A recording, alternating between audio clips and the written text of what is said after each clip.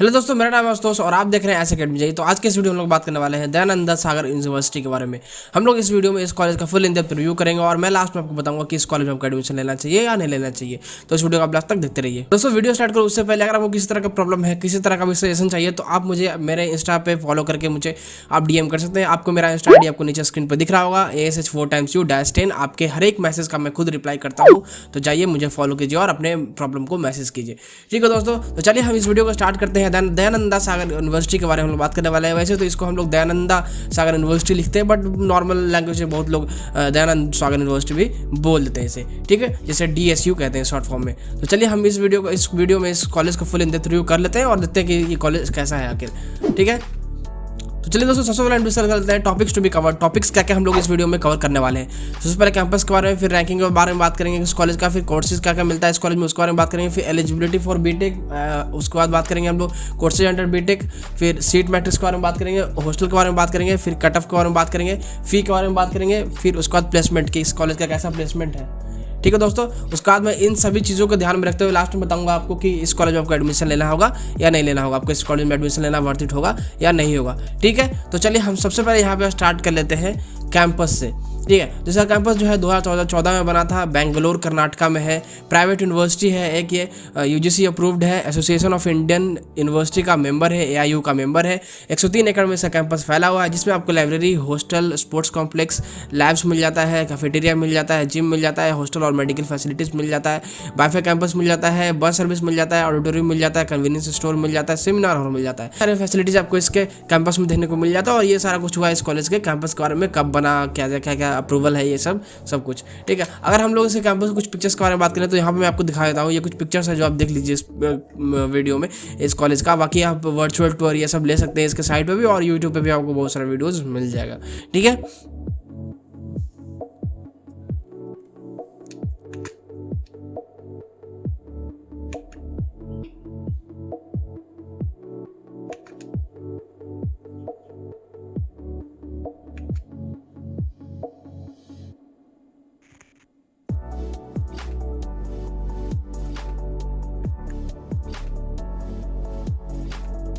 तो ये कुछ पिक्चर्स हुई इसको कैंपस के कि किसका कैंपस कैसा है। अब अगर हम बात करें रैंकिंग की, तो इसको कोई NIRF रैंकिंग अभी तक नहीं मिली है। देखते हैं आने वाले समय में इसको NIRF रैंकिंग मिलती है या नहीं मिलती है। तो अभी के लिए कोई NIRF रैंकिंग नहीं है। अगर हम लोग बात करें कोर्सेज कौन कौन से मिलता है, कोर्सेज अवेलेबल, तो यहाँ से आप BTech कर सकते हैं, MBA कर सकते हैं, BPT कर सकते हैं, BBA कर सकते हैं, BCA कर सकते हैं, MSc कर सकते हैं, M-Pharma कर सकते हैं।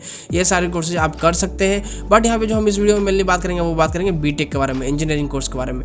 ठीक है, सारा कुछ मैं बताऊँगा आपको उसी का, प्लेसमेंट सब कुछ। ठीक है, तो अगर हम बात करें यहाँ पे एलिजिबिलिटी फॉर बीटेक में आपको एलिजिबिलिटी का क्या चाहिए होगा इसमें आपको एडमिशन लेने के लिए, और कौन कौन से एग्जाम से इसमें एडमिशन होता है।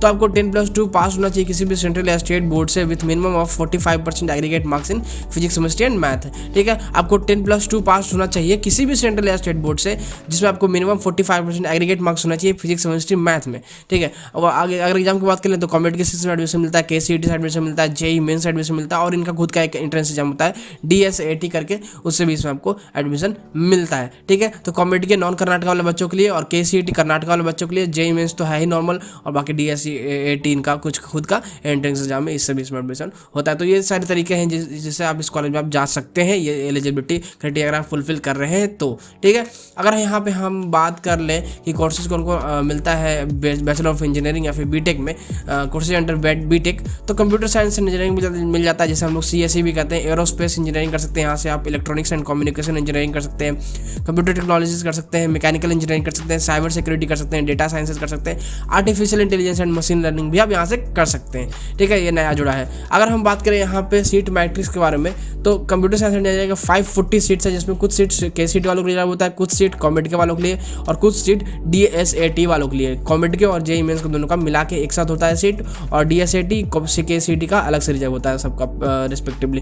ठीक है, तो उस हिसाब से डिवीजन होता है इसके सीट मैट्रिक्स में। अगर एरोस्पेस इंजीनियरिंग की बात करें तो वो 60 सीट्स होती है इसमें, ECE की इलेक्ट्रॉनिक्स एंड कम्युनिकेशन की 180 सीट्स, और artificial intelligence and machine learning की 60 सीट होगी। ठीक है, इसी सीट पे आपको एडमिशन मिलेगा। अगर हॉस्टल की बात कर लें तो सेपरेट बॉयज़ और गर्ल्स का हॉस्टल यहाँ मिल जाता है आपको, जिसमें सिंगल और शेयर्ड ऑक्यूपेंसी मिल जाता है। मतलब जैसे सिंगल ऑक्यूपेंसी आप ले सकते हैं, सिंगल बेड वाला जिसमें आप खुद ही रहेंगे अकेले, या फिर आप डबल ले सकते हैं, ट्रिपल ले सकते हैं। ये सारे फैसिलिटी आपको इस कॉलेज में मिल जाता है हॉस्टल में, ठीक है। जिसमें आपको मेस मिल जाता है, वाईफाई फैसिलिटी मिल जाता है, और साथ में स्पोर्ट्स ग्राउंड मिल जाता है, जिसमें आप इंडोर और आउटडोर दोनों गेम खेल सकते हैं, ठीक है। अगर बॉयज़ हॉस्टल की बात करें तो 48 रूम्स है बॉयज़ हॉस्टल में, 128 बेड है, जिसमें 120 बेड्स, जिसमें वो आपको इन कैंपस के अंदर में ही हॉस्टल है इसका।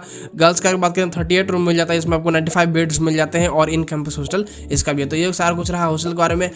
अगर रिव्यू के बारे में बात करूँ हॉस्टल के बारे में, बच्चों से जो रिव्यू मिला तो उसके अकॉर्डिंग उन्होंने बताया है कि हॉस्टल का फैसिलिटीज़ और मतलब सिक्योरिटी ये सब कुछ अप टू द मार्क है और सब कुछ बेहतर है, बट खाना का क्वालिटी और थोड़ा इंप्रूव होना चाहिए। Foods quality need to be improve उन्होंने लिखा है। तो फूड क्वालिटी में थोड़ा आपको प्रॉब्लम आ सकता है, बाकी जो मेंटेनेंस होता है, बाकी हाइजीन ये सब का ध्यान रखा जाता है इसके हॉस्टल में बहुत सारा, तो उसके लिए आपको टेंशन नहीं लेना। जो थोड़ा खाना में प्रॉब्लम आ सकता है, ठीक है, तो उस बात को आप ध्यान दीजिएगा।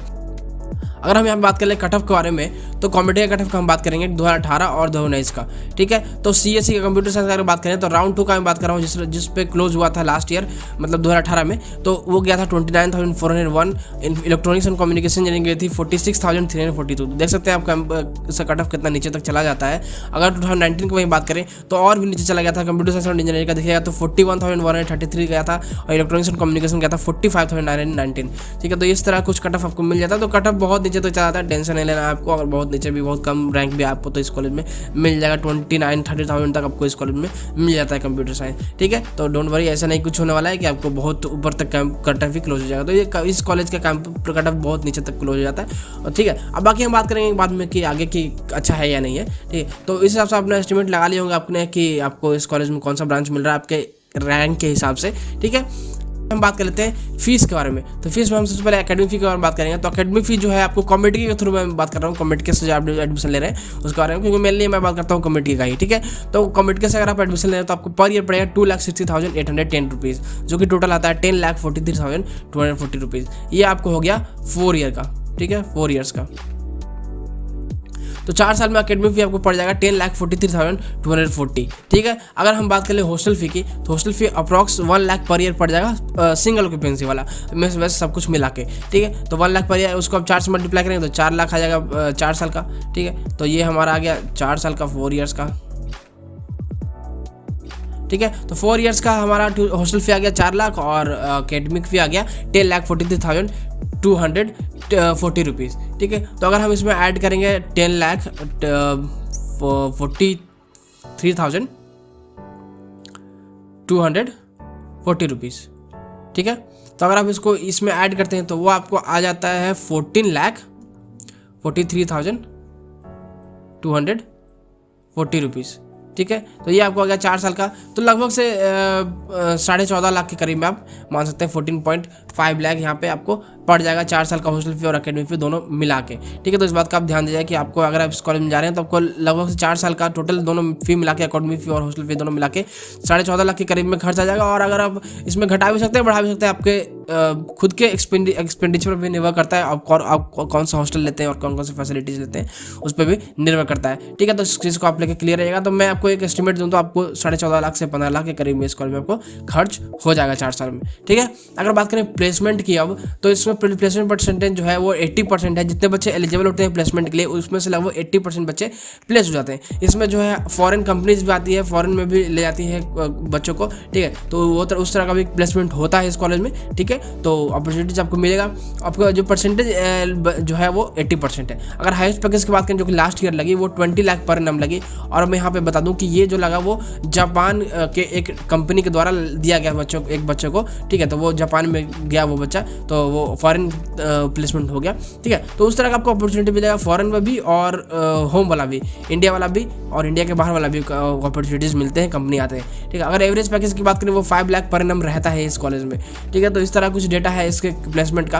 अगर वहीं हम बात करें कुछ और प्लेसमेंट चार्ट का, ठीक है। तो अगर देखिए इन्फोसिस जो है वो सबसे ज़्यादा जो है वो एक्सचेंजर ले गई, उसके बाद अदर्स उसके बाद फिर आउटसोर्सिंग टेक्नोलॉजी जापान, ठीक है, जापान की कंपनी, इसी ने दिया था 20 लाख सबसे मैक्सिमम एक बच्चे को, ठीक है। तो इस तरह कुछ प्लेसमेंट चार्ट इस कॉलेज का है लास्ट ईयर का। अगर हम यही बात करें कुछ और प्लेसमेंट के बारे में, तो देखिए कुछ कंपनीज हैं जो कितने ऑफर दिए टोटल, तो कंपनीज का नेम दिया गया और साथ में उन्होंने कितने ऑफर दिए वो भी दिया गया। जैसे देखिए सबसे ज़्यादा एक्सेंचर का है 105 ऑफर उन्होंने दिया, उसके बाद कॉग्निजेंट 38 ऑफर दिए, LNT इन्फोटेक 12 ऑफर दिए। अगर आपको इसके इन कंपनीज के एवरेज पैकेज देखने हैं कि आपको ये कंपनीज कितने एवरेज पैकेज कर सकते हैं, देते हैं फर्स्ट फ्रेशर वाले को, फ्रेशर बच्चों को, तो आप गूगल कर सकते हैं कि how much package does offer, जिसे कॉग्निजेंट कम करना है तो how much package does offer Cognizant to a fresher student, तो वो वहाँ गूगल पे आ जाएगा आपको, ठीक है। तो उस हिसाब एस्टिमेट लगा सकते हैं। तो टोटल जो ऑफर आया लास्ट ईयर वो 332 गया, और जब ये डेटा अपलोड किया गया तो प्लेसमेंट स्टिल इन प्रोग्रेस, तो प्लेसमेंट चल ही रहा था, ठीक है।